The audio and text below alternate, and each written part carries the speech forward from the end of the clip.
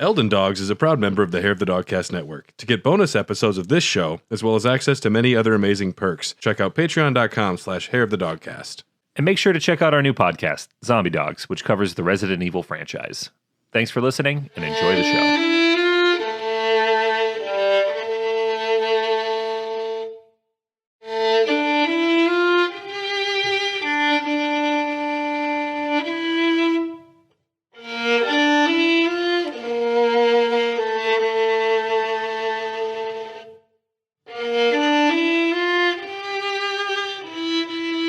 Hi, everybody. It is me, once again, Sir Gideon Ofnir, the motherfucking man behind the dung beetles. I am the man in the library. I am the man who says you're a no good for nothing loser tarnished unless you can bring me some goddamn great runes. Get your shit together or get out of my fucking house. I'm Gideon Ofnir. What's up? This is Elden Dogs. It's your boy, Alexander. Woo! I'm held together with duct tape. I'm leaking people. I'm eating people. It's been a long time since Farmazula, and I'm probably going to die pretty soon. But I got to hang on so we can get through this bestiary. Yeah. Clinging to life. Is there any people you're looking to eat? Are you full right now? Like I am pretty, honestly, like, I think I need to eat more people because I've been leaking people since I shattered a little bit. Just leaking stuff, huh? Yeah. So, I saw a picture of it was like an X-ray of Alexander, and they showed what looked like a big skeleton, which was like his entire insides. And I'm like, I don't know. I think it's held together by magic a little bit. It's definitely magic. Yes, we're back once again to continue discussing about that bestiary, about the legendary enemies, the good ones, the bad ones, the deer, the dung beetles, the dragonflies. But first, Alexander, in the real world, we play other video games sometimes. Yes. What you been playing? Ooh, Baldur's Gate 3. I hear it's pretty good. It has consumed me once again. And I started a new character from scratch from the beginning. And it's been good. It's a game that's so good that even when I die and I lose 2 hours of progress because I forget to save, I just keep playing. You can't stop. I can't stop. If there was someone from Baldur's Gate you could eat, who would you eat? Ooh. Who would be the most empowering character in Baldur's Gate for you to consume in your big jar body? Gale, because of the magical implications, possibly. Okay. But that's mad reckless and super dangerous. Mad reckless. You gotta be careful. Yeah, if you know the story was with what's going on with Gale. Yeah. Like that's reckless. But other than that, probably a bugbear. Okay. A bugbear would give you if you kind of like absorbed the ferocity and the anger of a bugbear, I could maybe take on a rune bear. Now, I know, Alexander, you're not big enough, but imagine if you ate a greater rune bear. I mean, I think I could get it done. Man versus food, jar versus bear. You just put in like a leg at a time, like you're disposing of a body in a true crime podcast. Yes, precisely. Yeah, you're like a Heisenberg barrel inside of there. just they're just liquefying inside of you. Yes, seeping out the cracks. Yeah, but not the weird. Well, I'm more like the porcelain scene from Breaking Bad right now because I am leaking. Okay, after my little. What's the porcelain scene from Breaking Bad? Remember, Jesse's like, "Why do I gotta go shop for all these fucking stupid plastic tubs when I got a perfectly good tub upstairs?" Yeah, I guess that's you. Yeah, currently I'm that tub. Okay, be careful. Yes, I just beat Jedi Survivor and Fallen Order, and janky ass game. The sequel, I found the story very underwhelming after the first one. Gameplay is still fucking amazing. Story does kind of hit a speed bump at a certain point. But before that point... Major speed bumps. Before that point, yeah. Very good. As far as who I want to eat that Night Sister if I was Alexander. Just for fun. Maybe I get the portal ability then. Yeah, I feel like if they tried to bring that in Star Wars, like Star Wars The Rise of Skywalker, and they're like, oh, and we can teleport now, people would lose their shit.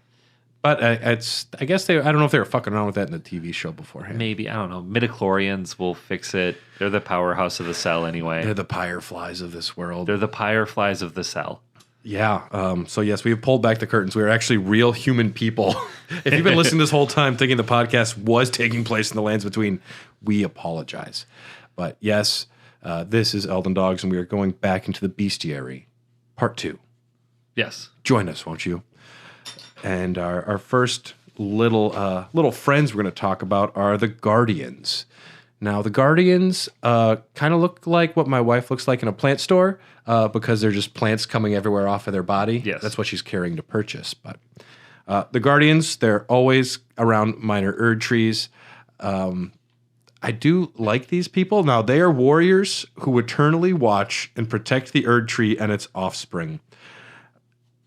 Their large sword spears and their tendencies to group up make them tricky opponents to dispatch. Very humanoid, but it says that they are warriors who eternally watch. These are the poison guys, right? They're the tree people. The tree people. Yeah, some of them like they have the big hunchback and they have Yes. You have some branches coming off the top. Yeah. You probably run into these guys first in the Weeping Peninsula. Not tough. Not particularly, no. There is one section later on where they'll fuck you up, and that's when you're going up in the royal capital, up to that final to the final boss area. That those branches are lined with guardians, and it's just precarious having a bunch of guys, fight you on a little branch. There is the full bloom guardians as well, and it's the guardians who have had a full cycle. They have large, conspicuous red flowers on their back, and they have a unique attack, which causes more flowers to bloom, which heal them. That's called photosynthesis, Brad. That is what brought them to a full cycle. Chlorophyll? Chloroform. More like borophyll. Full blooming transform their spears into clubs, changing their attack set to be more hammer-based. I honestly don't know if I've ever seen that. Usually it takes me a fucking punch or two and they're done anyways. Yeah. But yeah, they can, when they fully bloom, their spears turn into clubs. Very cute. There is poison versions, though, of them as well. The Putrid Guardians. And it's a root rot version of them. They are, I imagine it feels pretty bad if your veins are full of like withering poison, but I don't know if they feel too much. I don't know what their culture is. Yeah, it's definitely not ideal, though. I don't know if they communicate with each other. The poison ones are found in that one poison cave. Do they love? Do they live? They love. Do they laugh? Do they live? These are the questions that we want the answers to. But live, I don't. Laugh, poison. Yeah, live, laugh, guard is what they do. Yeah, that's what they do. And the Guardians are all right. I like them. I like the ones at the full bloom. Those are pretty rare to actually get the full bloom armor set because they only drop from I think the ones that are up there in Lanedell. Yeah.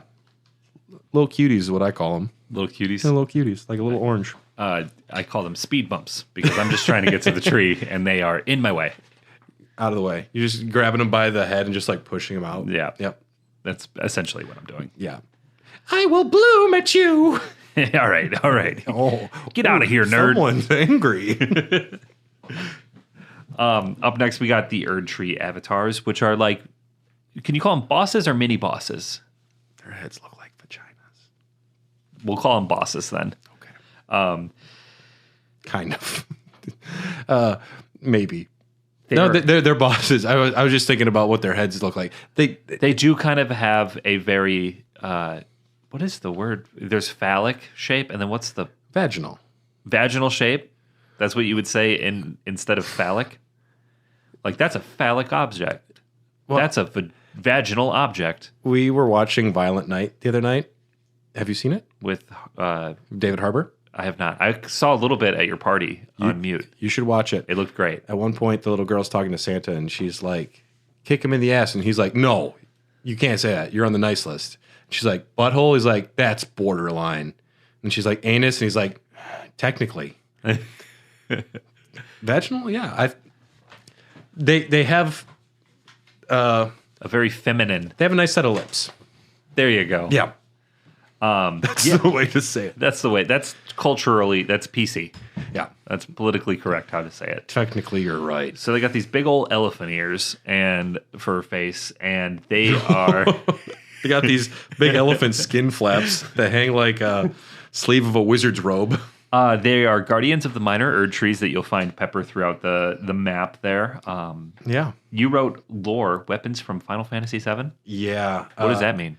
In Final Fantasy VII, the big bad, like toughest bosses and some of the other bosses, they're weapons. And essentially, they are self-defense systems when the world, like the Earth is attacked, when Gaia is attacked in FF7, the weapons spring up to protect it and destroy what's ever causing them, so they're drawn towards civilization. So, I mean, the avatars spring up specifically kind of to protect Erd trees. And, yeah.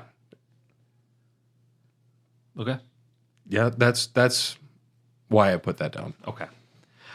These guys are extremely weak to fire and Say torrent. what? Torrent is your best friend in these fights because they telegraph their attacks heavily. They really do. They are very slow. And they do have a pretty wide range of attacks. They have like 5 or 6 they switch between, but you can see what's coming. Yeah. It's very telegraphed. If you're on your game, they're generally not too tough to avoid.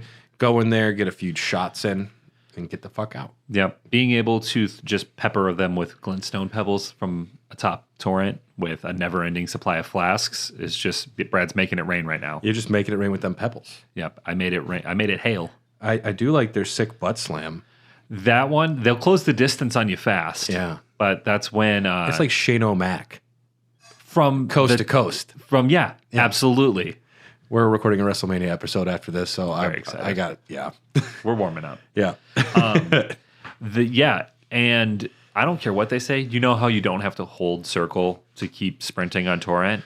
But when that butt slam is coming, I am holding circle because I do believe, like, when you turn the controller or you squeeze it harder, you do go just a little bit faster. Some modern controllers do have variable pressure sensitivity, so if you push the button through the controller, he's gonna go top speed. Feasibly, he goes faster. Yeah. So they got a sick butt slam that they'll close the distance with.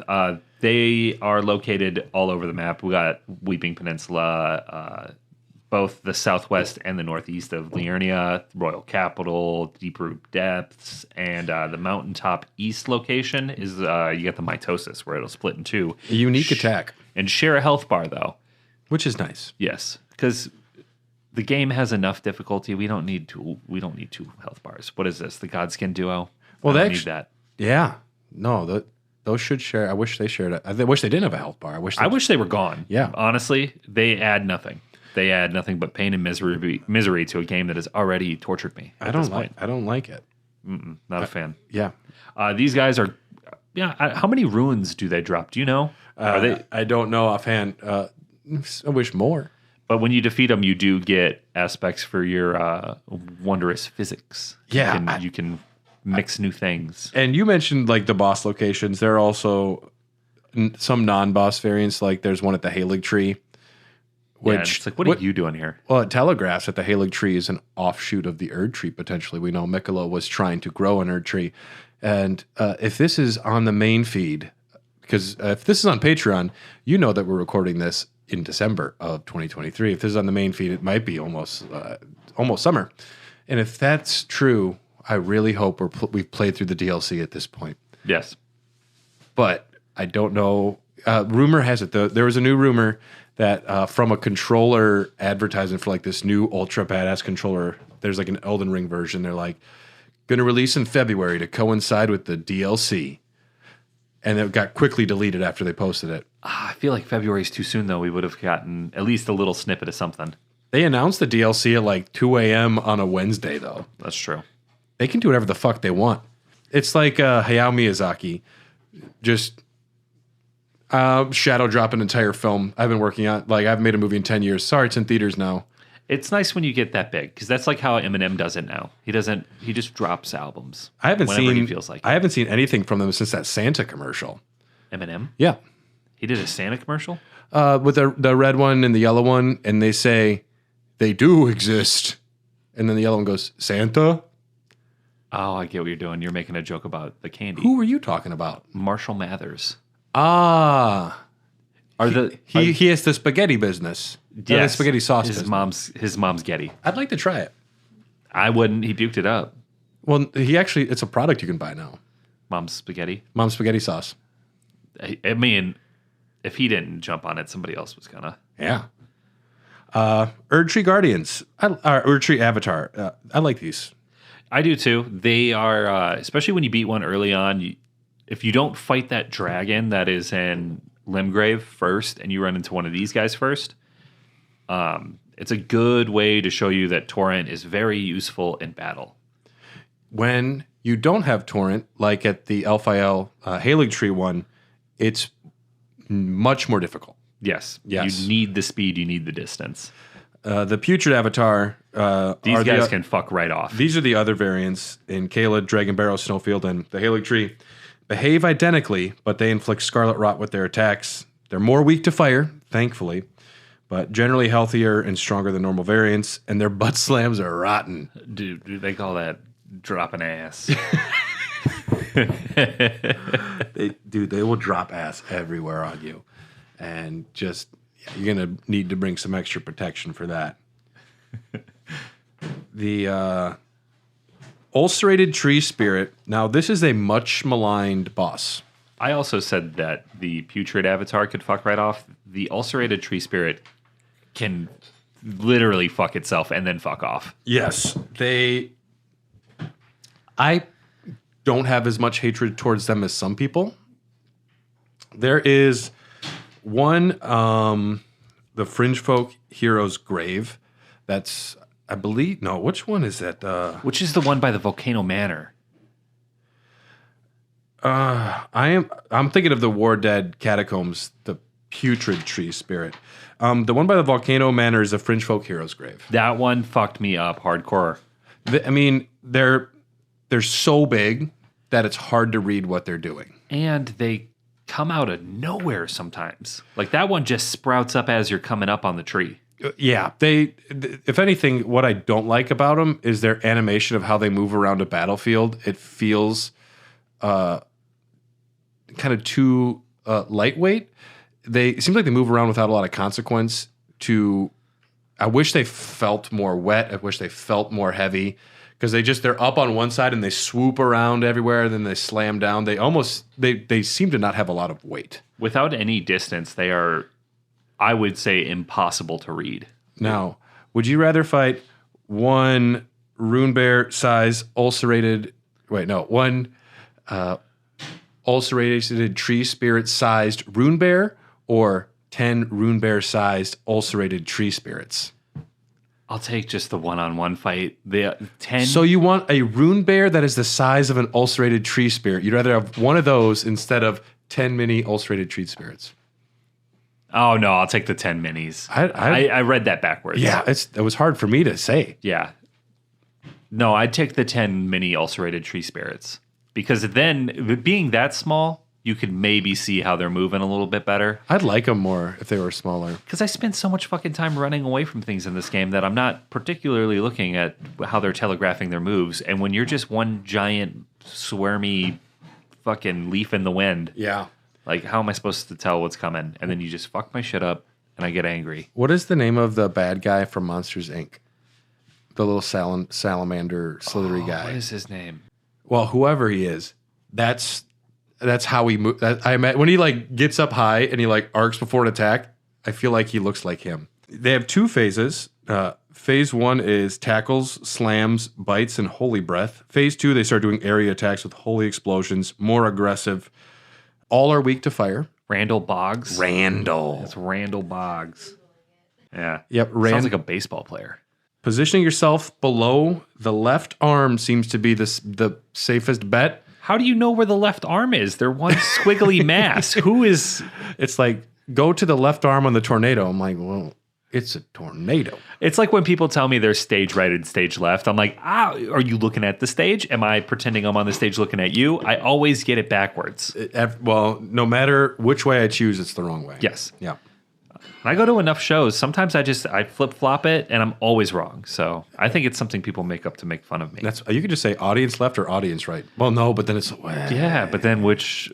From the band's perspective, from my Are you perspective. talking about southwest or northwest? Yeah, if they gave me cardinal directions, I could figure it out because I know where the lake is at all times. But also, fuck it. Ulcerated Tree Spirits, there's also a lot of them. Too many. They are the non-boss versions. The first one you're probably going to see is in Stormvale Castle. Terrifying. Well, you're going down, and you're finding like death spells, and you're like, this is getting bad. And then you see a giant face, like bleeding and melting into the ground, and then an ulcerated tree spirit is there. It's like not great. Not great. No, and they're big enough to where if you don't get up that massive ladder in time, they will knock your ass off. The most silly ladder in all of Elden Ring. Yeah, I thought it was maybe the biggest ladder of all time, but Dylan said Metal Gear Snake Solid, Eater. Snake Eater. Yeah. There's also a ridiculous ladder in Bloodborne that comes to mind. I like big ladders, though. I think they're funny. They're funny until you have to climb them. With an ulcerated tree spirit barking at your ass. And then you're very motivated. Yeah. 1, 2, 3, 4. 1, 2. You're hustling. A lot of boss versions. In the Ashen Capital, you can fight 3 at once if you weren't having enough fun. And there's also a Putrid Tree Spirit variant as well. Now with Rot. The Warded there's more. The Warded Catacombs, that was one of the only bosses on my first playthrough where I ran into it, and I said, I got so thoroughly stomped that I left, and I put a little marker there, and I said, I'll see you in 20 hours. Which marker did you use when you had to come back? I just, whatever one I didn't have used yet. always Any marker meant come back because you got your ass kicked. I used the skull exclusively. Ooh. Where I put a little skull. If I died somewhere, I'm like, I wish they could give you like a heat map for your Elden Ring experience to show all of your deaths and how much there were. yeah, that'd be good. That'd be cool. Yeah. Because I know I can go to Halo stat still and see all of my old Halo games and numbers, which is really wild. I should check that out. I haven't looked at that in a long time. Yes, there's a non-boss version of the Putrid Tree Spirit in Elphael, the Brace of the Halig Tree as well. That's where you fight all of those wonderful sisters, including Amy. Yeah. My favorite sister. We got Cemetery Shades. Now, Very cool. these are insect-ridden gravekeepers. That's the lore behind them, in case you were wondering. And what's really funny is I don't know what this enemy is until I read more about where they're at. Caelid Catacombs. They don't show up a lot. They And don't. this is one of those enemies that there's a lot in their design and in their movement. But when I face them, I don't have that much trouble, and I wind up getting through them pretty quick. So Do they throw the skulls at you? They look like kind of all black skinny wraiths, and then they have a bunch of like insects and like snakes coming off of their heads. Yeah, you don't see too many of these guys. They're really not too prevalent. They will attempt to halt your movement by entangling you in strands of what is allegedly white silk. Their attacks cause blood loss, which is funny because I get angry when it happens to me, but I'm doing it to everybody in the game all the time. It's not fair. You can't do that to me. Yeah, you can't use my move against me. Well, it's whenever an enemy uses a potion, you're like, what the fuck? They have potions? So now we're not playing fair, as I have like 9 of them. Dude, this one time as Tarnish came up in the Ashen Capital, and I was like ready to beat the shit out of him, but I was a little drunk, and I thought that I had more potions, and I just kept pounding my empty bottle. And people made fun of me for a long time on Reddit. It was very embarrassing. You said walk slowly, and you'd be capable of... Or they walk slowly, and they're capable of teleporting. Much like Jason. Yeah, or Michael. Yep. Well, Michael can't teleport. I don't know. He walks everywhere, and when we cut, he's all of a sudden in a different place. He can't. It's lore. Now, Freddy definitely can. But Jason can, according to the lore of the games. Oh, the Friday the 13th game? Yeah. If you're playing as Jason, you can just like get around. Jason is more of a mystical element to him. Well, he died how many times and he keeps coming back?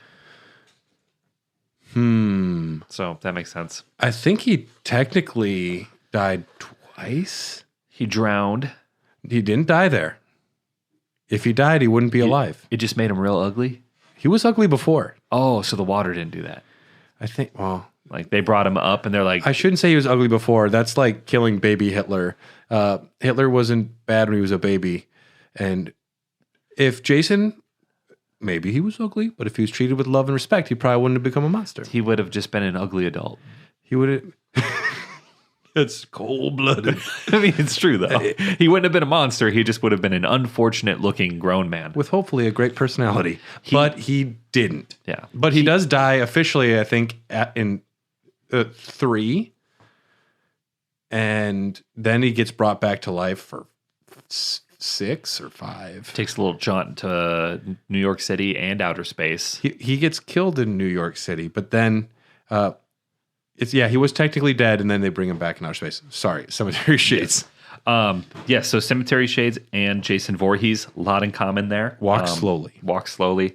There's a non-boss version at Gelmir Hero's Grave. Otherwise, there's 3 bosses located in the world. We have the Tombs Ward Catacombs, the Black Knife Catacombs, and the Caelid Catacombs. So these are spooky boys that never left their emo My Chemical Romance phase. They hang out in graveyards. They celebrate Halloween throughout the entirety of November and September. They never take their Halloween lights down all year. They don't, no. And they're like, they will fight you on like why Rocky Horror Picture Show is the best musical of all time. It is good. I love it too. Yeah. I like Meatloaf. It starts too late. It does. I do like just the concept of the cemetery shade. It's kind of hinted at that they're not controlling themselves. The insects are now controlling their brains. That's like some parasite shit. That Some makes like me Last of Us uncomfortable. stuff. Yeah, I don't like that. But imagine a parasite got a hold of a ghost and was controlling ghosts. Like, that's kind of a cool concept. It would act a lot like the ghost from Scary Movie too. Okay, I have to watch that movie. I do have to watch that movie again. That was the first time I snuck into an R-rated film. Really? Yeah. Halloween, Rob Zombie. This right here. It's a shame it wasn't. It was fine back then. In retrospect, I don't think it's as good. I'm a big fan of that movie still to this day. What do we got next? We got Mad Pumpkinhead. Yeah. So Pumpkinheads are mad. Though he has stifled his panic within the dark confines of his helmet, he rampages on as if driven mad when agitated by bloodshed or the humming of insects. The mad soldier is all that is left of a broken gladiator. Do you know what this is? He's wearing a thunder blanket. Tell me about thunder blankets. Okay, so if you have a dog that is scared by fireworks or thunderstorms, you can only tell a dog to shut up so many times lovingly. Like, it's just thunder. Yeah. The thunder ain't going to stop. So a lot of people resort to like giving them CBD treats now or like cuddling with them. Here's some weed. Go to bed. Yeah. Here's some doggy melatonin is on the rise. Luckily, Yeah, that sounds better than giving my dog a weed beer. Yes. Yeah. But luckily my dog's not afraid of thunderstorms, but my friend's is, and they have this thing called a thunder blanket, which is like a weighted blanket for dogs to keep them calm. So when you said that he stifles his panic within the dark confines of his helmet, that's essentially a thunder blanket for this man. I want to see him without the helmet. It'd be like when Rey Mysterio unmasked Kane in circa early 2000s. And yeah, didn't they try to fuck up his face, but it's still just a dude? I think they took like a charcoal from like a hookah package and just rubbed it on his forehead and gave him like a little curly wig. How demoralizing. If you ask my brothers, it haunted us for months afterwards. It was a very scary moment. Have you ever seen See No Evil? Yeah. I think I saw that in theaters actually. Wild. Yeah. Now, he's more scary as Kane. We're going to talk about Val Venus' short-lived TV show later. I can't wait. Yeah, these are lumbering berserkers with low intelligence. Not Kane. No, he's got a high IQ. He used to be a dentist. Mad Pumpkinheads attacks to their metal helmet will bounce off and deal reduced damage. Don't hit the metal part of their helmet. You hit their body, the fleshy parts. There are flail and hammer variants. If they awake from sleep, they're fucking pissed. This is standard for any living creature. It's my father.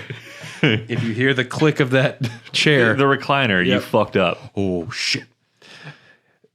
Yeah, the Mad Pumpkinheads, they're cool. They're classic design. Just get behind them.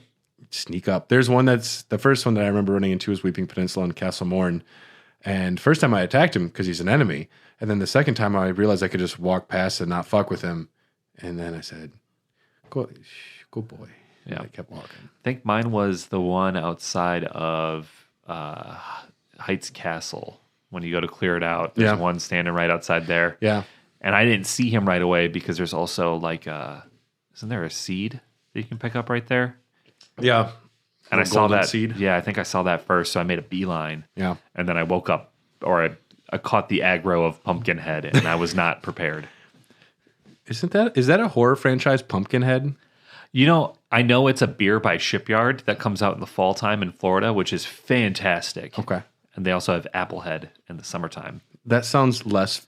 Oh, it sounds like it might taste good. It sounds less cool. Yeah, it's also... If there's a mad Applehead enemy, I'm like, this guy's a fucking donk. Yeah, he's stupid. Yeah. It's also a term used to describe a certain type of penis.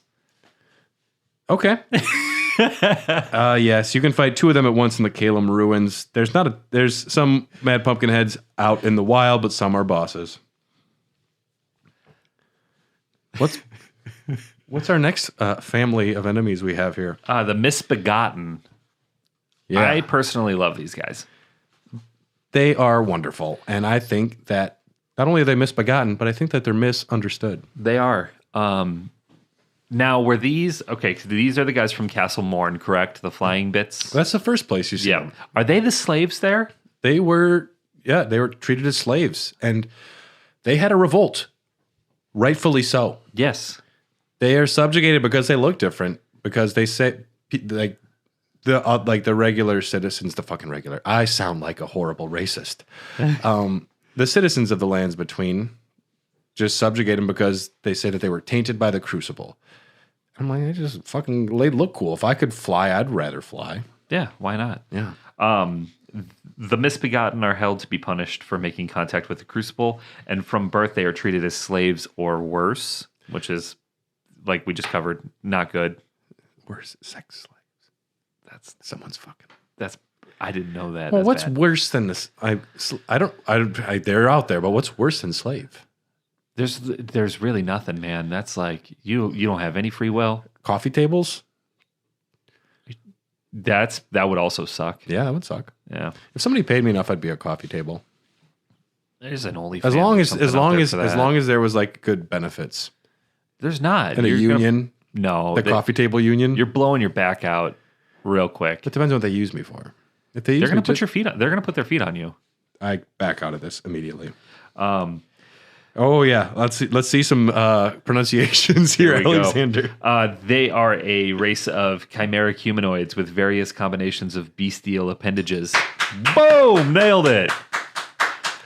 I read that so fast I didn't comprehend a word of what I just said, but it sounds like they are humanoids with they got different appendages. Like we said, they got wings. It looks like they got like claws on their back feet. Nice big old tail. They have massive fucking heads. Yeah, big smiles.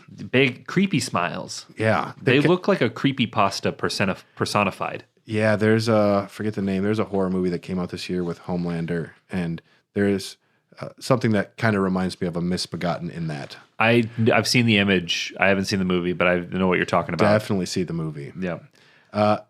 Yeah. I mean, this is another case where just because something's ugly doesn't mean they're evil. Internal files of the game, of the Japanese version, I should say, refer to them as Children of Radagon, which is kind of gnarly. Yeah, I was on the Elden Ring subreddit the other day, and someone was talking about, why do Misbegotten have 3 of the 9 legendary weapons? And I think it's just because they're badass and they got them. But someone was like, well, it is hinted at that Radagon was fucking a Misbegotten. I'm like, whoa. Just because they're children of Radagon doesn't mean that they are offspring of Radagon, in my opinion. I think that they might be derived from the same essence. They might have been created by or in junction with, but I do not think Radagon has sex with a Misbegotten. And if he did, that's fine. Yeah. Apparently they're great If conversationalists, it was consensual. but only Hugh will talk. Yeah.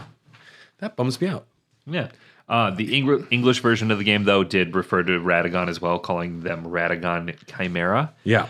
Chimera now is the mythic creature that's what, like a griffin, a lion, or they have like a goat, a snake tail. Yeah, they're made up of various different animals. They are also an injection shot in Mission Impossible 1 or 2. Is 2.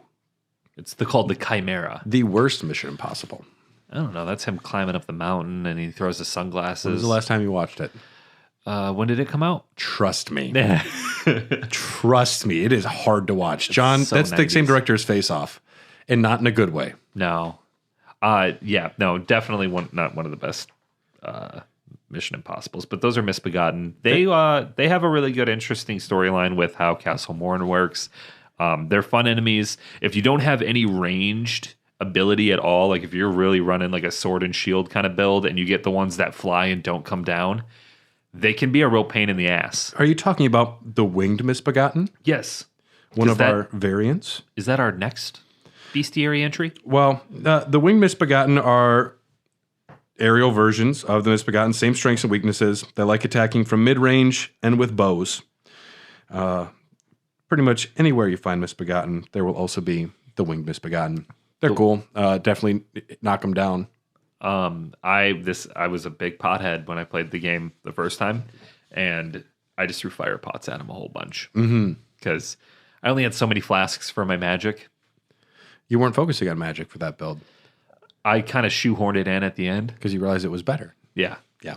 And although I am a Wisconsinite and I do like cheese in the game was a necessity at a certain point. The Sword of Night and Flame was how I beat the game first time. We like cheese. I I don't know. You can call that cheese. And I remember Dylan's like, well, I mean, it's a crutch. I was like, it hurts so much. We also have the Scaly Misbegotten. Yeah, which these is skin problems. Yeah, it's, you know what? Get on Accutane, or what is the thing that everybody did when I was in high school that was like a lot of money and took like 3 steps? Underage drinking. Oh, It does take 3 steps. also underage drinking, not great for your skin. And not great at house parties. No. Dangerous, isn't it? Yes, it's very dangerous. Scaly Misbegotten, they're larger and tougher than most of their race. They got like this big giant sword too a lot of times, and they do that cool front flip attack I like them. that I can't seem to dodge for whatever reason. I know it's coming. Yeah. There's not even there's no Margit like hesitation on it either. I just mistime it every time. This game teaches you so much to wait for the pause. And when enemies don't pause, it's almost more difficult because you're expecting someone to hold their sword up for a second. Yeah. Yeah. But that attack will fuck you up, especially early game, because Castle Morn, you're probably hitting that point around level 20, 25, I like leveling up for Margit. I love when you come up to Castle Morn and the first thing you see is like a pile of corpses. And there's various little Misbegotten and one big scaly one, and they're all like chanting to the fire. And I feel like we were interrupting a really good party. Yeah. It was a Limp Bizkit cover band before we walked up. It was Woodstock up in there. It was Woodstock. It was more 99. 99. They were breaking stuff, and then the promoter's like, we're going to call in the National Guard. This shit's out of control. Yeah, Pumpkinhead was he was sleeping off a bad trip waiting for the Chili Peppers to come on. He was the opener. Oh, Yeah. I like to see that my villains have a little bit of musical talent. Yeah. Yeah. But these guys, I mean, you'll find them in Castle Morn. You'll find them at the Halig Tree, Snowfield, Lyondell, the Altus Plateau, Weeping Peninsula. They're really the only Misbegotten that can really give you a lot of trouble later on, because once you get the other ones knocked down or taken out. There is one other one that will give you trouble, but I forgot about this guy. the boss variant. The Misbegotten Warrior, the strongest and most agile of the Misbegotten, with long melee attacks and powerful blows. Generally roll forward past these enemies rather than away. Good luck telling Brad that. Yeah, I'm fucking goodbye. And then they close the distance and they beat the shit out of me. And they take my lunch money. But generally, roll forward past them. I love it when it says to do that, and I know that, and I don't. When I realized what go for the rump means, I used it all the time. Yeah, Even when I probably shouldn't have. go for the rump. Yeah. You always. That's why, like, whenever I see you like meeting new people, you always try and stand behind them to be safe. Yeah. And they're usually not really psyched because my go-to follow-up move is try finger butt hole. Well, no, they reach out to shake your hand, and you do a somersault to get behind them. Not so fast. Too fast for you. I didn't wear a winter coat, so I was a medium build, so I had the iframes. Yeah, I was just covered. I was wearing snow pants. I couldn't even dodge. Yeah, you're fat rolling. There are Two areas with non-boss variants of this game, Lanedell and the Halig Tree. Otherwise, you will find these bosses. One is in Redmane Castle with a Crucible Knight. That's the odd couple of Elden Ring. That is Felix and the other guy. Yep. The Crucible Knight would probably be the anal retentive one. And for sure. The Misbegotten Warrior would be the guy pounding high lifes and saying, I'll do dishes next week. Yep. Yeah. I'd watch that show. That'd be a great one. That'd be a great one. The Unsightly Catacombs with Perfumer Trisha. And that's, that one beautiful woman. And you're like, why are you with that guy? Yeah. Yeah. And it's, you know what it is? It's confidence. Yeah. That's all it is. Or money. Or she has a victim fetish. I can save him. Yeah. Yeah. It's either that, confidence, or money. I think that's what it is. Yeah. The Leonine Misbegotten in Castle Morn, carrying the Game of Thrones sword, and the Misbegotten Crusader in the Cave of the Forlorn, which is wielding the Golden Order Greatsword, a gift to Radagon from his wife. He fucked up when you're given a present like that, try and hold on to it. You don't want to misplace that one. People are going to know where it came from. It's collectible. Yeah, so those are the Misbegotten. They're fun boys. Good party animals. I love them. You're great. Don't change. Don't listen to people. Putrid Corpses, though. Great name for a heavy metal band. Absolutely. I bet you it exists. I'll Spotify it here in a second. Okay. They are zombie-like creatures that mostly move slow but can lunge forward, and that's really annoying. Yeah. Especially because they usually are in a group. It's not even that they are difficult. It's that there's a lot of them, and they surprise you. I think of the Halig Tree, and you're coming around corners your first time, and they're just like, ooh, and they grab you. They are, I call them cheap jump scares sometimes because they like to stand just on the inside of a doorway. Yeah, I call them effective jump scares. Yeah, they are scary. They're not typically hard to beat. Occasionally you'll find giant versions. Yeah. Which that's kind of scary then. Maybe less scary. They're more easy to see. That's true. They're not going to jump out at you, but they're still scary. Then they have different variants. You got ones with status effects. You got one flame, mushroom, magic, blood, scarlet rot. What is grub? Whatever the strategy guide told me it was. There's another variant that I don't even know about. The grub variant. Maybe it's just like got more poisony insects to it. Putrid Corpses is an artist on Spotify. Did they have a lot of followers? With 0 monthly followers. 0 monthly followers. Is a one-man slamming porno grind gore. This is straight from... This is what's This is straight from Spotify. This is the edited version. Putrid Corpses is a one-man slamming porno grind gore band from the suburbs of Glasgow, Scotland. That sounds about right. They have exactly one song out. It's a demo, and it's called Anal Menopause with less than 1,000. We're going to take a quick break to hear from another amazing show from the Tokyo Beat Podcast Network, and we'll be right back.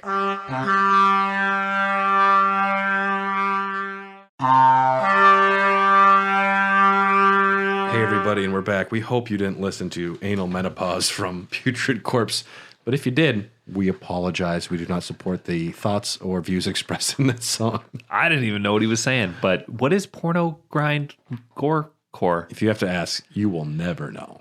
I think it's just that Rob Zombie song that starts with the woman moaning. I think Rob Zombie is much less extreme than people think he is. He wore, granted, good Halloween makeup for an album cover, and he made a song about a living dead girl. I like his music, but he is not as shocking as people think he is. No. He's just very shocking to people that were only listening to Christina Aguilera at the time, which, in my opinion, much more shocking than Rob Zombie. I'm a genie in a bottle. No, you're a 16-year-old who's waving your Erdtree avatar at everybody. Your Erdtree avatar. Cover that up, and you need to find you Yevon, motherfucker. Our next stop is enemy number 69 in the Bestiary. Nice. Stray Hounds. They are located both inside and outside. Fucking everywhere. These fuckers are everywhere. Quick bites and lunges. These are not the big doggies. These are just the little fuckers. And they surprisingly annoying. Much more annoying than like just the wolves. But, akin to the rats on annoyance level for me. Yeah. Yep. They go in and out very quick, and there's usually a few of them at a time. Yep. There are some variants. The stray is the standard one. There's 3 aesthetic variants. One looking fairly normal. One with a gold collar accompanying nobles. I like that. And a deformed monstrous version with beastmen, where beastmen with braided hair. So they're the pets of the beastmen. There are rotten stray and Caelid that attacks will inflict scarlet rot. And the bloodbane stray. Mid to late game causes massive amounts of blood loss. At one point of Elden Ring's post-launch life, bloodbane strays, or as they were called at the time, bleed dogs, were the most dangerous creature in the lands between. This was because of a bug related to how the game registered their jump attack. Due to this glitch, one attack could easily guard break the player and deal 1500 HP of damage. Damn. Due to a glitch. So people saw this bleed dog and they're like, what the fuck? Just for listeners out there. Is this a band as well? No, Bleed Dogs is not taken. Oh, okay. So if you want to start a metal band. That's tough. No one wants to see a dog bleed. No. Yep. That's true. John Wick made an entire franchise off of it. I like the Stray Hounds. I didn't know that one had a gold collar. That's pretty... Some have gold collars if they're around nobles. Yeah. And then they're pets. These were just regular dogs at some point. Who at one point had a glitch that could just fuck your whole shit up. Your dog has a glitch that can eat a Nintendo Switch. He chewed a little bit of the panel because I tried to leave him out of the kennel when he was a puppy. You don't hide things from him still? Huh? You don't hide things from him anymore? No, I don't hide anything from him. When he's out of the kennel and I'm home, he's good. But he's kennelled when I'm not home. Okay. So he's a good boy, though. He is a good boy. Yeah. You know who's not a good boy? Giant crows. Giant fucking crows. They're located in Caelid, mountaintops, Mogwin Palace. Massively deformed birds with razor-sharp teeth that are that of nightmare fuel. These are bad. They, honestly, I think one of the best designed enemies in the game because of how heavy metal they look, how terrifying they look, and against the backdrop of Caelid, perfectly placed. Yeah, I like when you see them perched up on something.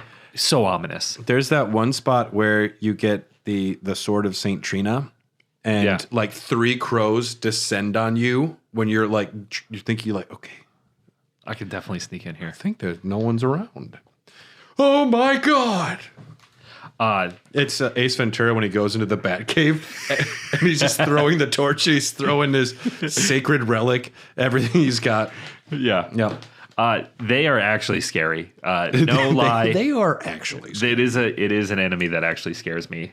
They will aggressively hunt any source of flesh. Yeah. And you have an unusual amount of flesh inside of you. Yes, I'm a giant jar. You have 5 people's worth of flesh. Yeah, so I'm obviously a target. That's why I tried to get underground. Yeah, you got trapped. I tried to go underground to get to... I can't get by this stupid door. I'm going to fight a demigod. Well, but you're like, I will just wait. Yeah, surely somebody will come along. I guess I'm done with my journey. These are aggressive little fuckers. They will sometimes feign a stagger, complete with an audio cue, which I did not realize because normally I'm just running from them. Did you ever encounter this? Well, I can't hear the cue because I'm screaming. Yeah. They begin wobbling around on one foot to bait an approach before performing a grab attack with their beak. There's some fucking maniacal stuff. These are things I didn't know, but I was reading the strategy guide. That's just like, it's malicious. It's very, very evil. But they also took a lot from crows in real life because crows and ravens in real life are very, very smart. Oh, yeah. And just a little PSA for everybody listening, don't fuck with a bird. For any reason. At all, because A, it's a dick thing to do. It's just an animal.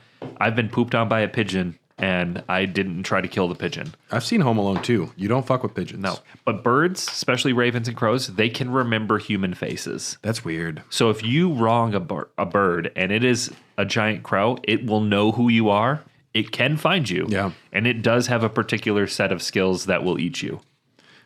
I wonder what Alexander's unique facial features are compared to other jars. I wonder if he has any.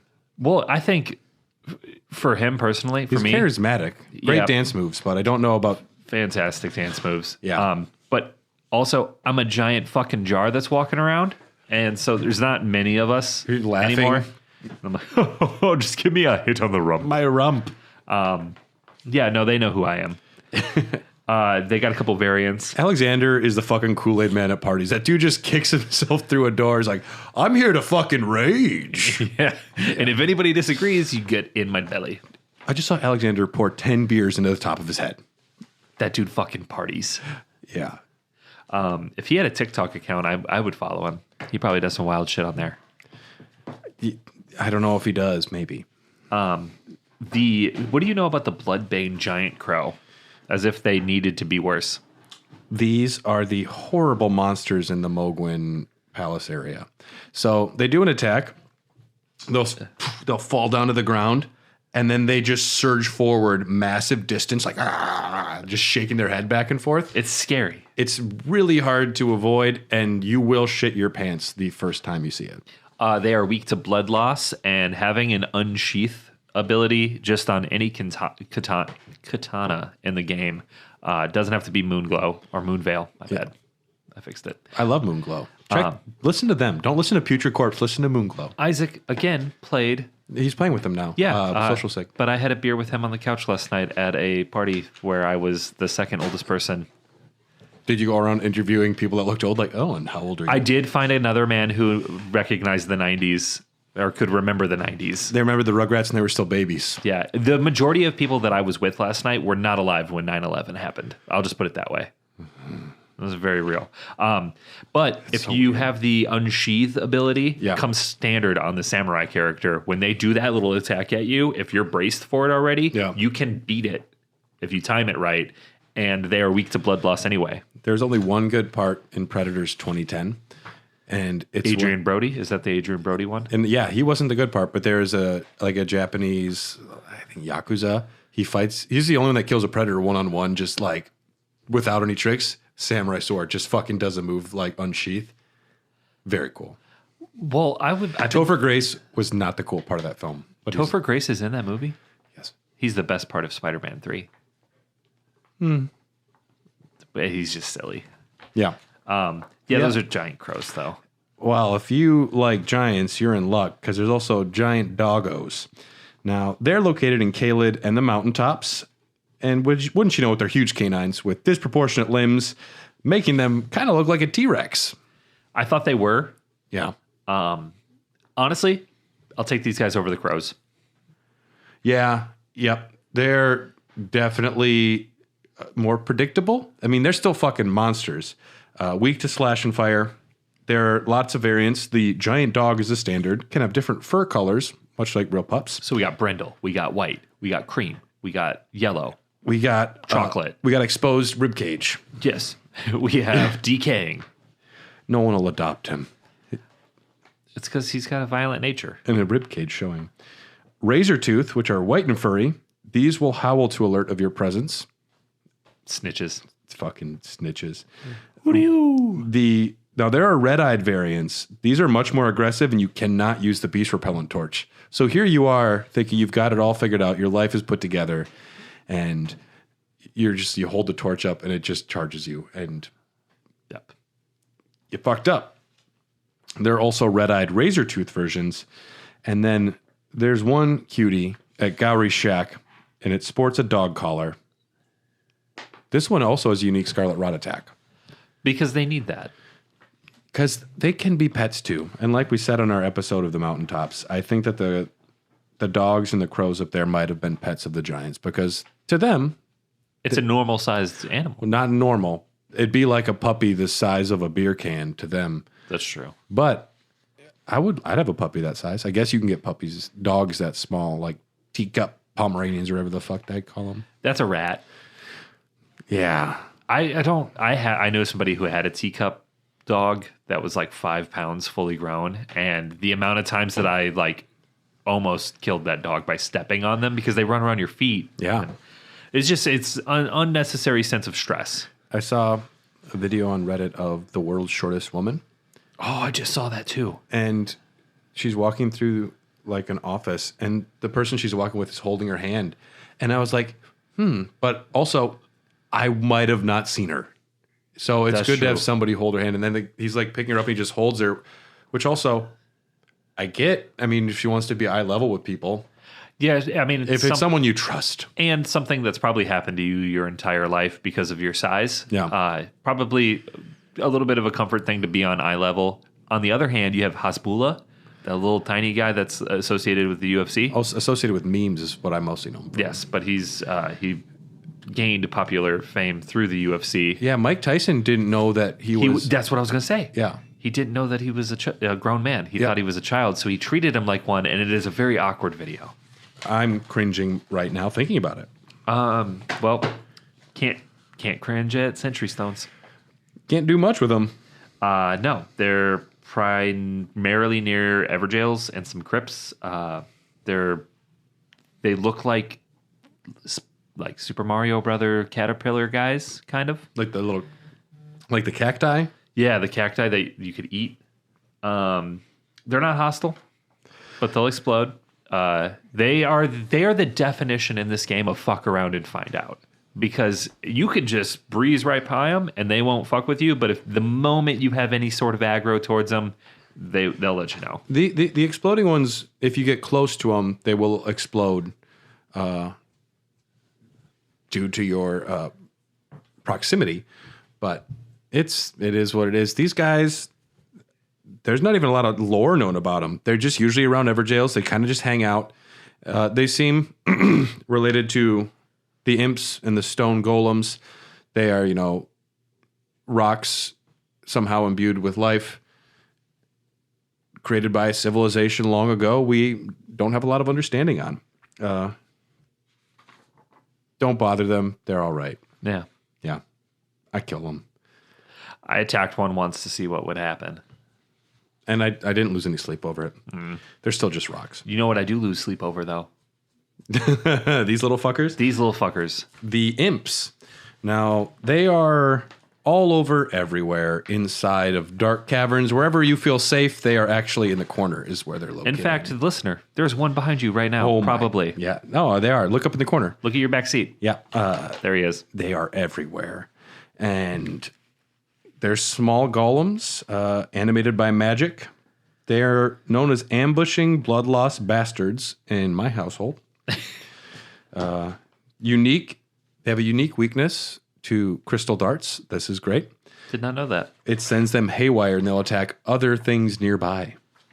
So there's a lot of variants of them. They're all the same creature. It's not like it's a cat or it is a wolf. It's just these were built with different statue heads. Yeah. There's a cat imp one, which has a hatchet, fanged imp, which can throw various pots and has a hatchet. The long-tongued imp has a hatchet, and the wolf imp uses a great sword. Good for you, wolf imp. Depending on which imp it is and what dungeon they're found in, they can throw fire pots, magic pots, or lightning pots. Some can drop smoldering butterflies, glintstone fireflies, and fulgur bloom, respectively. Mostly, they are the first enemy that consistently gave me trouble. Yes. If you miss that first roll on their flurry attack, you're going to be inflicted with blood loss pretty quickly. They'll take you down. Plus, they do a lot of they go back and then they'll close the distance again. Yeah, and they like to they climb on the walls like a little demon, and they'll just wait for you to get close. So a lot of times they're hiding around a corner or on a ceiling that you don't even see coming, which is where the be wary of left or trap right little comments from people were very helpful. That's where you leave the Say, great treasure ahead. Yep. I did do that. There's that first, I think it's like the first cave you run into them. There's one spot where you see ahead, you can see an item, and as long as you're not blind, you can see there's just like 5 imps on the wall just hanging out. By the fire thing. Yep. And you can see them. Yep. But they can go up ladders, they can chase you, and they will. That one in the corner there, in that one of those first catacombs you can go in Limgrave, with the fire totem thing, the elevator fire thing that you have to hit to make it go down. The one in the corner that is standing there looking straight ahead on the ground sometimes drops the cat helmet, and that's where I got, which I learned on one of our old episodes is kind of a rare drop. Yeah, the imp items are all rarer drops. You're likely to run into at least one of them, though, due to the proliferance of these assholes. Yeah, they're fucking everywhere. Yeah. Yeah, and it's bad when you get a few of them tag teaming you. Yeah, whoever made them did a good job if they were trying to make me mad. And we'd be in trouble if we didn't mention their best friends, the Guardian Golems. Well, maybe they're friends. They're good friends. They're They're not- often found together. No, they're not. This is not what I'm thinking of. Then. No, the Guardian Golems are the giant motherfuckers with the big stone bows. Oh, I'm thinking of the giant cat guy that like breathes fire. And No, the they're boss. they're coming up next, but no, the Golems are first though. Oh yeah, they're not. I'm thinking of the Watchdog then. Yeah, this is. I think there's similar, same creator. Yeah, but that's like saying God made rune bears and also dragonflies. that's true. Yeah, Yeah, I guess that's not maybe the best. I don't know, but similar purpose to be mean and fuck you up. they're huge giants. You're talking about the one that's outside Castle Morn, correct? That's one of them. Yep. They're all over the place. You can see them from ways away, but the one at Castle Morn will hit you as soon as you come through that break in the bridge or the mountain or whatever it is. Wow, what a nice view coming up over this ridge. And then Look at the castle. Yep. They've crumbled over time, revealing weak spots. They are giant automations built by an ancient civilization. Imagine if you're fighting somebody and they have an open wound on their belly. I'm going to exploit that. Aim for it. Yeah. If you're watching professional wrestling, they're like, you came back from a neck injury, you can guarantee there will be. I'm putting you in a rear naked choke. I'm going to put you in a face buster, whatever. Fuck. What is Chris Benoit's move? The Murder. There's He different. killed a 9-year-old. That's true. It's sad. There are different variants to these giant bastards that are all immune to status ailments. You got the halberd. They have a frenetic slam, repeatedly slams the butt of their halberd into the ground, creating shockwaves. I like it. They're also just like really into like EDM music, and they're just trying to have a good time. They're vibing. They keep like almost a nice 4/4 beat. Yeah. Yeah. Good house music. Good house bass for those guys. Sure. Great bow. With great distance comes great aim. Anger. These guys will fuck you up if you don't see them first. With great distance comes great dying. Yes. This is just a good test for your dodge. And you can hear it coming, though. They You can do also give you... You can see it, too. Yeah, you're like, nah, he can't hit me. That's too far away. You hear it coming, though. You get a nice audio cue. You can get out the way. It's like in Lord of the Rings when Isildur grabs the one ring and it goes from Sauron size and it shrinks down to human size. Because a rare drop from the golems is their great stone bow, which magically... Pew. You also have the magic halberd. They're only in one spot in Caelid where you drop down to solve a painting. The worst fucking golem. I don't know if I remember this one. It's definitely the most difficult. Arguably the most difficult one, yes. Eradication beams conjures a field of magic around it, summoning 3 large spheres of energy that target you, dealing very, very high magic damage. Assholes.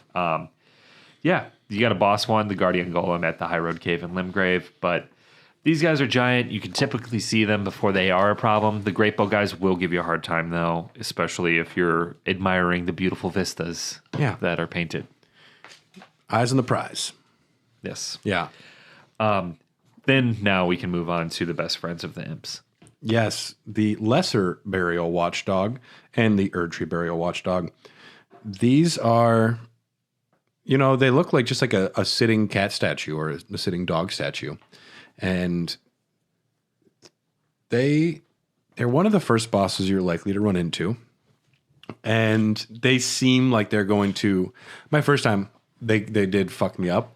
It's those delayed attacks. Once you get the patterns down, if anything, I really like that the way that they show the different variants, because, you get one that shoots fire 3 ways, or you have one that has a sword, or one who has a staff. And it's great there to teach you enemy patterns and enemy variants. I actually really like the burial watchdogs. They are a living construct fashioned after felines and hounds, made to watch over catacombs. These constructs wield massive stone weaponry and are attuned to different elements. Resistant to all damage types, pretty much outside of strike, immune to status ailments, but they can respond to crystal darts. So if there's like one boss battle where there's two of them, pop a crystal dart at one, it'll start attacking the other. The more you know. Yeah, I like that. Sword variants will favor physical attacks. Scepter variants favor magic attacks. And they have breath attacks depending on their elemental variant. Some have 3 heads, causing more carnage. Much like Ash when he has 2 heads. It causes a whole scene in Army of Darkness. That I can't help but think about that one song. What is that? Anal menopause. Yes, you can't exactly. You can't help but think about it. Yeah. What about Erdtree Burial Watchdogs? Well, the lesser burial watchdog are the non-boss variants, which you will see rarely. But whenever they're not bosses, they seem like bigger problems because they'll follow you around where you're fighting. They're not stuck to like a room. And you'll try and outsmart them and go into another room, but they'll follow you somehow. I hate them. The Erdtree Burial Watchdogs are the boss variants. They're in 5 different catacombs. Battered and broken over their lengthy tenure, they rule the catacombs and are even said to command the imps. It's just boss versions of the same thing. Dickheads. Yep. Honestly, I I think take it back. I like them. Not dickheads. they're a good training ground for when you go get your ass whooped by Margit, looking for stuff to do in Limgrave. You probably didn't go this way because the Grace isn't leading you this way.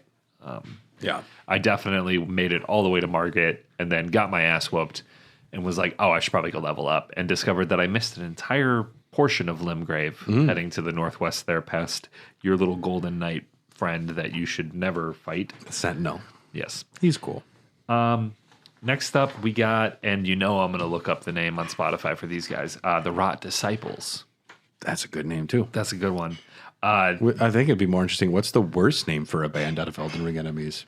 We'll keep that in mind as we look through the bestiary. Yeah. Great. First thing I saw was Vulgar Militia, and that's coming up. That's a good one. That's what you want your fans to be called. Yeah. Rot Disciples, on the other hand, are worshippers of poison and pestilence. We fucking love it, dude. My enunciation is on point. Yeah. I said, I tried to say it again, and I almost fucked it up. Pestilence. They are located in rotten areas in Caelid, Lernia, Gelmir, and the Weeping Peninsula. I think their parents just tried to get them into non-poison way too much at a young age, so they rebelled and they're like, no, we are into poison It now. is not a phase, Mom. Yeah, I like poison. I like it. Brett Michaels is my hero. Their music is really good. They're not a meme.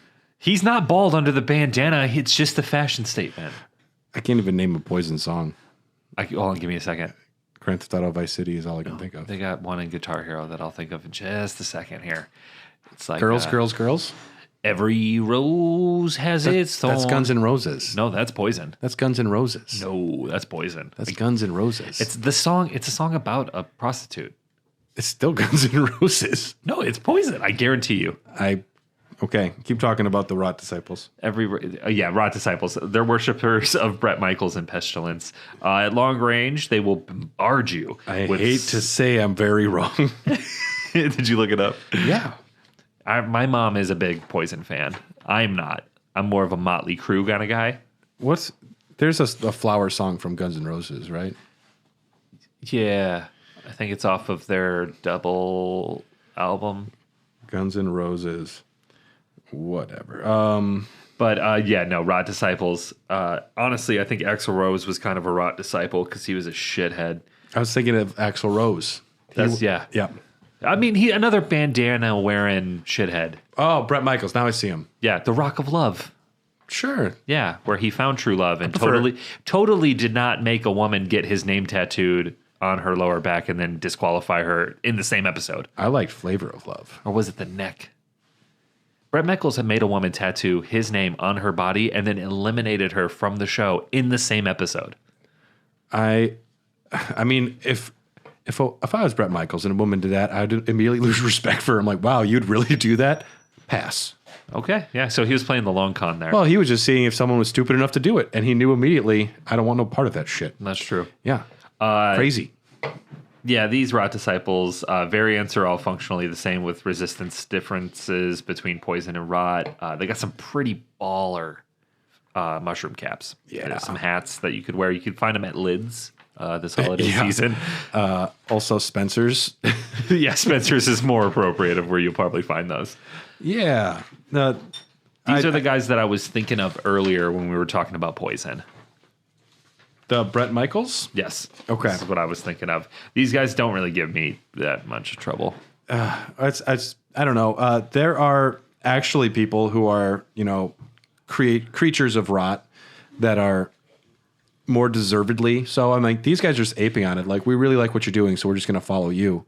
So get your own thing. Is what I say to these Rot Disciples. They're all right. I like their gear. Now, up next, we have the Rot Larvae, which is a juvenile version of the Kindred of Rot. They're little baby versions. They're not as scary yet. I wouldn't say that they're cute or adorable. You see a baby alligator, you're like, I get it. That's cute. It's a mini version of something. Not applicable to the Rot Larvae, in my opinion. They're only in the Caelid Waypoint Ruins in Elphael, actually. Oh. They're pretty rare. Pale pests who crawl through the lands afflicted by scarlet rot, the abandoned children of the goddess of rot. Yeah, they're just, these are baby Hitlers, and these are the kind you should just kill without discretion. Don't even feel bad. No. No. They're 100% going to be Hitlers no matter what happens. Yeah. You couldn't raise one of these right, and it turns out it's going to be like Harry and the Hendersons, and you're sneaking it around comically, dressed like a woman, like Scooby-Doo on a plane. It's a monster. Put it down. Everybody knows. Put it down. And the Kindred of Rot are the family. These are pale pests who crawl through the lands afflicted by scarlet rot. Again, abandoned children. Rot for the scarlet goddess. Oh, scarlet blossoms, flourish in distant lands and return to us, the unwanted children. They're waiting. They think eventually millennia will come back. The rot goddess will come back when she becomes that.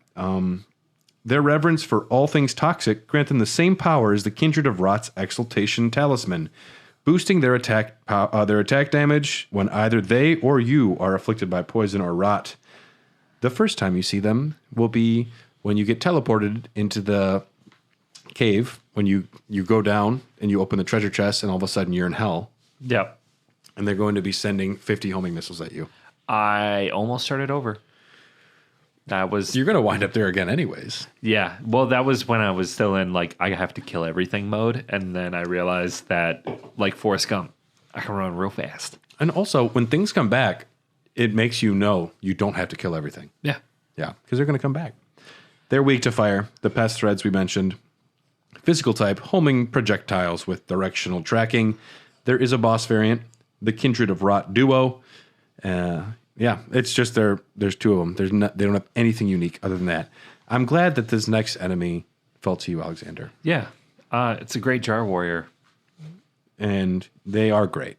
They're located in front of a big jar in Caelid, which you'll find. Yes, so these aren't actually the jars. Yes.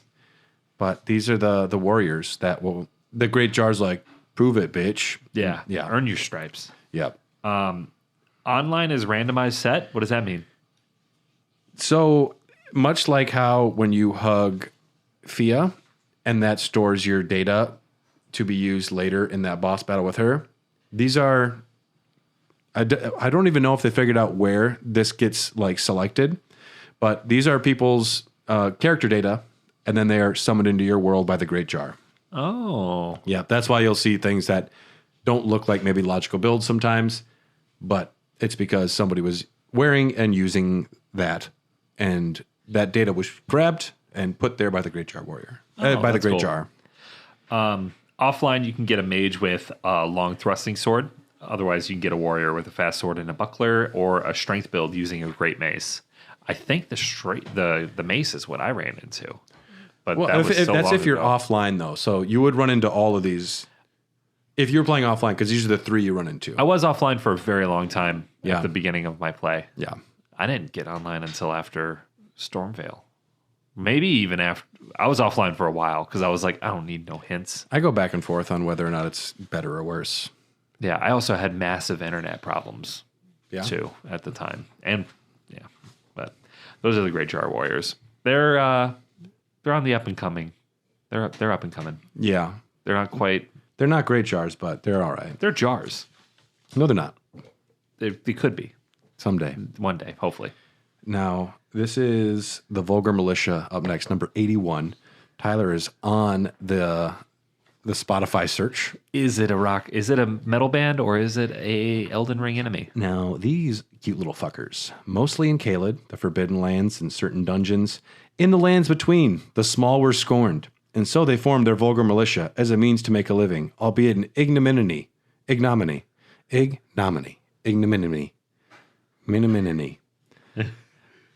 Nailed it. Yeah, essentially, they're just small people. And they were so mistreated that they got super pissed and they decided to kick your shins and spit on you and cuss at your grandma all day. Because if you treat people poorly, they might respond poorly. And Vulgar Militia is indeed a band, it looks like. 15 monthly listeners with absolutely no description on Spotify. They have a song called Sinkainsen. It's not a word. Let me see it. Sinkainsen? Shinkansen. But is that Mount Fiji in the background of their album? Oh, it's not coming up. There it is. Is that Mount Fiji? It is a mountain. It looks like Fiji. Mount Fuji, you mean? Yeah, Fiji's the water. There might be a mountain there. I was at Fiji. I didn't see a mountain. I don't know. This is a band with 15 monthly listeners. The Vulgar Militia like to use ambushes, traps, and their superiority in numbers. Originally, they were also going to use bear traps. Don't like that. I love it. You can still spawn them in. I've seen some YouTubers do that. But they're not functional. Some use bestial incantations and destined deaths. Their variants includes saw, shotel, and chain sickles. You'll find all these variants outside of the Bestial Sanctum, which is a good spot to farm because you can spawn in behind them and then botch your fucking sneak attack and then promptly die. Love it. Love it. We have next maybe the first word that I can't say tonight, and this is decaying. This is a name, so you can't say it wrong, really. Decaying in Enzykes. I would say Enzykes. Enzykes. Decaying Enzykes, which is a boss. Yep. Located in the Cathedral of Dragon Communion in Caelid. Mm-hmm. Enzykes, Dragon Communion Revenger, did not forget his hatred even as he succumbed to the Scarlet Rot. That's a little bit of lore on this guy. Yeah, despite his brain being afflicted with dementia and syphilis, he remembers his hatred for Dragon Communion. Man. Well, it's... you just at a certain point, you hate church so much. It's Yu Yevon, who is so consumed with his hatred for machinery and large groups of civilization. That's all he remembers as he decays into just a being of that purpose. Yes. Sorry, we did Final Fantasy X 5 parts recently. Yeah, we're in a very confusing spot with Final Fantasy X and WrestleMania 17 kind of bookending this. Our brains are a melting pot of choke slams and Blitzball. I mean, part 3, I didn't tell you this yet. It's called I'll Bed and Breakfast. Oh, I saw. Okay. Yeah, I saw. I was pretty happy with that. Yeah, that's a good one. Yeah. I'll bet and breakfast. Use fire against this guy. You'll have a much better time. He does have a Dragon Rot Cloud, though, physical damage and Scarlet Rot build up. I don't remember fighting this guy.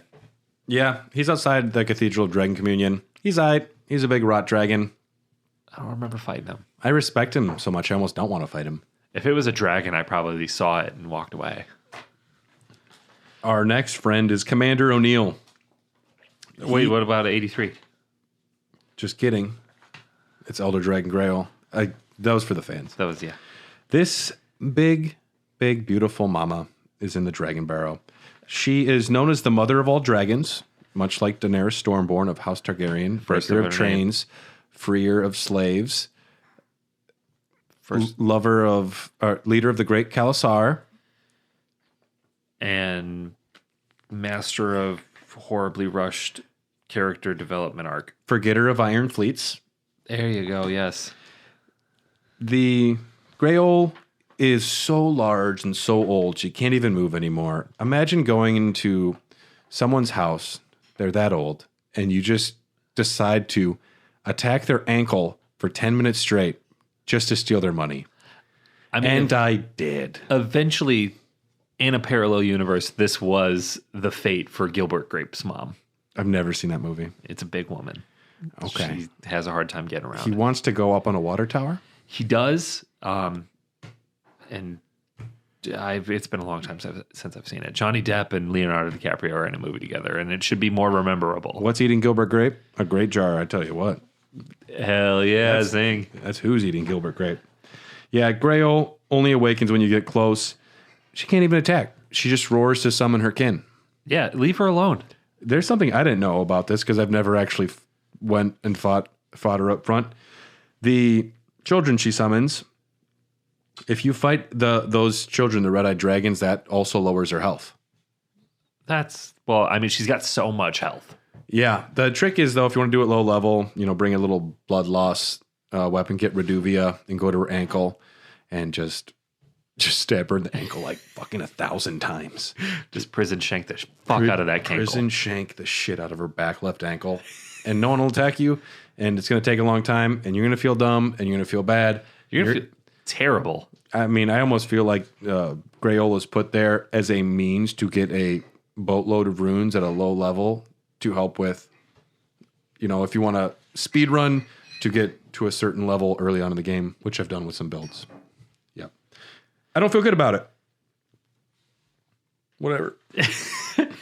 Now we got Commander O'Neill. Yeah, we do. This is another boss located in the swamp of Aeonia.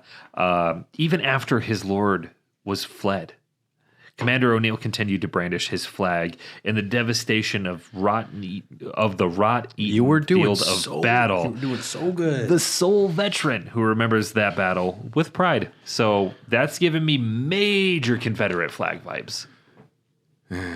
Now I don't like him. No. He fought for Melania. So maybe not so much then. I wouldn't say specifically Confederacy, but a soldier who was left behind and never gave up. It's kind of like that one Japanese soldier that Dan Carlin personally had to go convince that World War II was over. Dan Carlin didn't, did he? No. Oh, he did the episode. He talked about it. I'm like, that'd be fucking wild. They had to get the general to go pull that guy out of the jungle because he would only take orders from his general. And I think his general was like a teacher after the war. This, to me, is the ending of Disco Elysium, that one soldier who never gave up and stayed on the island still fighting. Yeah. Who just got lost and became obsessed with women he couldn't fuck. There was a documentary on Reddit you could probably find. I think it's under Crazy Fucking Videos. But it's a bunch of like... Spoilers for Disco Elysium, sorry. It's a bunch of old Vietnam vets that like went to Hawaii and like made traps and shit to... like they were still living that war life, and they got involved in like drug trafficking. It's a very interesting documentary. Scary. I don't like it. But Commander O'Neill here, he wields a unique halberd that can summon a spectral exile soldier. Good for him. He uses an AoE attack called Aeonian Vortex, which causes Scarlet Rot. Very cool. Very cool. It's pretty heavy metal, but not something that I needed in my life. Sneak behind him, poison that rump without being noticed. He won't attack. Yeah, you'll have a good old time. Yeah, it's you just be very, very sneaky. It's Wabbit season. Yeah, and if you poison them and they don't wake up, somehow they're like, oh, something hurts. Well, I better go to sleep. I'm still fine. Yeah, but you can poison them to death, and that's a cool thing to do. Now, here's an enemy I don't like. The Flame Chariot. Fuck this. Somehow I almost always get it wrong. These are, they look like giants' heads with like a big old gun sticking out of the middle. And yeah, it's just a siege weapon. It's I love that you can sneak behind him and actually see the person piloting it. They must have a view hole. You can't see it because how the fuck are they able to see what's going on? It's a tank. It's like a little tank in the lens. It's a little Panzer tank with a face. except somehow worse. It's a mobile siege weapon designed to plow through structures, run down enemies, or burn them to a crisp. Yes, the single gunner is in the back. There's a small heat vent on the top. I've done this before. It's incredibly difficult to pull off. Well, there's, everyone knows about back attacks, but did you know top attacks? I think it's only them. I think it is only them. It's cool. I've done it exactly one time. It's dropping a grenade in the top of, a tank and closing the lid. Yeah. We call that a crock pot. The one that I did was in that one castle, little fortress on the southwest of Caelid. You can get this viewpoint above them and you can drop down. I think that was the same one I did it too. Is that around all the little flame guys too? I think there's 2 chariots over there. Yeah. Yeah. Yep. There's a flame chariot, and there's also the 5-tongue flame chariot in case you needed more tongues to spit fire. I mean, you can still kill that guy with a shot to the dome, but you have to get up high enough, and you can't naturally just jump on top of them because they will burn the fuck out of you. Flame chariot, another name for a metal band.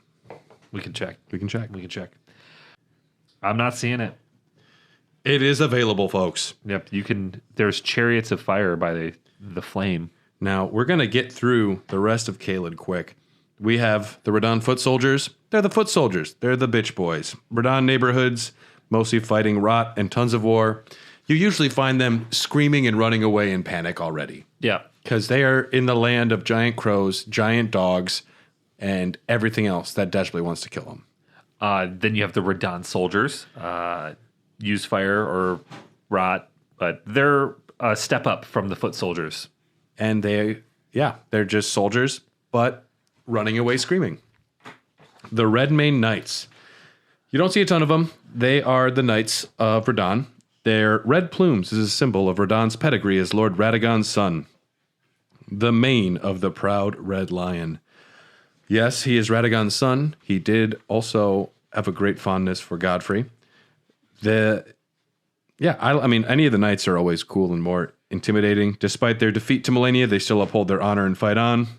Those with great bows can use Radahn's rain of arrows. If you see a Redmane knight, shoot straight up in the air. Get the fuck out of there. Get ready to dodge. Yep. If you see him shoot in the air, get the fuck out of there. Yep. Beer before liquor, never been sicker. Add that to your rhyme book. 10 beers in a row. See you in the mall. Ning. Yes. Redmane Knights, very cool. Even cooler, though, is our boy, Starscourge Radahn. The big boss of Caelid. Yes. A dementia-ridden monster just eating the dead. Yep, holding the stars at bay. Yeah. Atop a pathetic, but not in terms of character or demeanor, just poor stature horse that definitely needs a day off. A horse that works. I mean, at this point, Radahn is so far gone, he doesn't realize that his horse is very upset and miserable. I wonder if we talked about this, so maybe he's using gravity magic to hold himself above the horse. He is. That is canon. That horse still doesn't look happy. No. I mean, he doesn't get a day off. If I could do magic and make it look like I was riding my cat Martin all around the house, that'd be awesome. I'd do it. Dude, Pickles' party would have been crazy. That would have been a crazy party. You were a horse head. Radahn is known as the mightiest of the demigods who fell to Melena's Scarlet Rot Bloom. They, as you remember, the cinematic trailer that probably all of us saw before we bought the game is really fucking badass. You can see this fight. It's very pretty. It's very badass. Yes, it's super dope. And I knew I was going to maybe have to fight both of those guys in this game, and I was scared. I was scared a lot in this game. Deservedly so. He's a master of gravity magic, which he uses to ease the load on his horse. Share the load. Share the load. Yeah. Samwise Gamgee. And his name, the horse's name is Leonard, found through data mining. It was not listed anywhere else, but data mining saw that the horse was referred to as Leonard. And he's like, come on, Lenny. Come on, Lenny. Come on, Lenny, let's go. He has a baller festival that Limp Bizkit just headlined called the Radahn Festival every year in his honor, where a bunch of people show up and they just get fucking silly with it. This battle is iconic. It is very unique in Soulsborne's in the number of NPCs that can be summoned to assist you. It's a battle. You can have your horse. It's very, very unique in this game. People like to idolize Radon, and I would idolize Radon before he lost his mind to Scarlet Rot. I agree. He deserves a good death and to be put down. Yes. And I like the point of the festival. Yeah, the festival was a nice touch. It gave the game a little bit more character and atmosphere. You're actually doing something that feels kind of almost like a bottle episode of a television series where like, okay, I'm in the spot to do this one thing real quick. I thought the festival was pretty fucking badass. Like, Yeah. I'd show up, just try to kill this Jimmy God. What a lineup.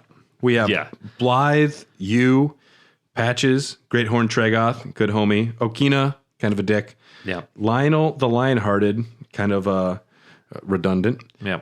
Finger Maiden Theralina, she's great, and Castell and Jaren. It was just a lineup right there. Yeah, that is Caelid 99. Caelid 99, great show. Phase 1, he starts off with Radon Spear Rain, dodge forward, good luck. His phase 1, I think, is pretty telegraphed, easy to get through. It is once you learn it. It didn't take me very well. My spell sword. I had so much distance all the time that I could see him. He's a big enemy, but I could see him. So after a couple times, I got the hang of it. I was trying to ride my horse up there, and it's better to just run on foot towards him. I found. Yes, that's what I found. And the Starcaller cry roars and drags all units to him before following up with a slash. Yep. Get over here before an uppercut. Yeah. And then once you get them down to about 50%, you're, I think I say a lot of stuff in this game is scary. The scariest thing by far was when he disappeared for the first time fighting him. And I was like, okay, I got him to 50%. This has got to be phase 2. I was literally looking around for him. And then I heard something. If you don't know where Batman is, that's bad. Scary. Yeah. I turned around. I got hit directly square by this meteor. I turned around at like the last millisecond, was like, ah. Yeah. That's seeing a home run ball hit from a mile away, and you just look get up hit in the head. You look up from your phone quick enough to read, like, see the stitching. Why is that frisbee getting bigger? Meteor crash is a baller ass move, though. He plummets from the sky. He stays up there for a while, and then he comes crashing down. Get on torrent, ride like hell. Yeah. Good luck. Yeah. Yeah, but with all your buddies, you can defeat Radon. I almost said Radagon. Yeah, it's a good festival. It ends well. We gave him a hero's death, and then there's some gameplay implications that happen after this. And you get a good meal. I do. It's Golden Corral out there for Alexander at this point. The Golden Corral. Yes.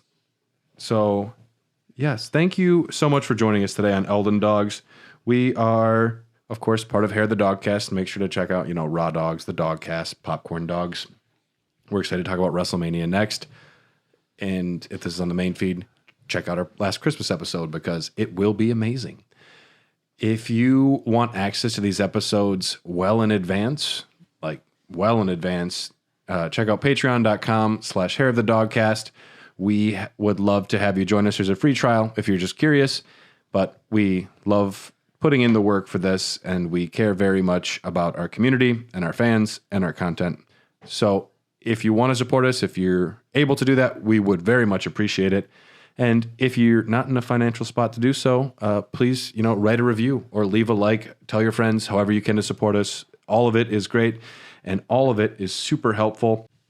Special thanks to executive producers Rykard Kristinik, Malekith the Black Blade, Blaggard Big Brian Ward, Jordan Hoslow, Sorceress of Blood, Festering Fingerprint Phil Wright, Primeval Sorcerer Philium Birkin, Knights Cavalry Cole Del Gardno, Bell Bearing Hunter Bryant Ross, and Crucible Knight Kelly Gutowski. Hope I said that right, Kelly. If not, let me know. But thank you for supporting us at the executive producer level. We're a proud member of the Tokyo Beat Podcast Network. Check out all the other amazing shows. And if you are a Patreon member, 2 weeks from now, you will be getting Bestiary Part 3. And if you're not, in about a month, you'll be getting Bestiary Part 3. And I'll have beaten the DLC by 3 times now. 3 times now, hopefully. I don't know, man. It's going to be pretty big. Here, Alexander's going to be the final boss of the DLC. Then it's going to take you forever to beat it because you can't. I already killed you. You're dead. Yeah. We'll see you next time. Go listen to Anal Menopause. Yeah.